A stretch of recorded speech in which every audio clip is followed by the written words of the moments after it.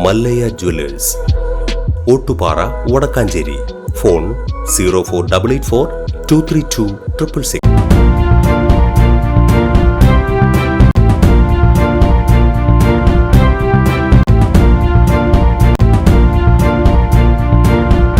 നമസ്കാരം, any time ന്യൂസിലേക്ക് സ്വാഗതം.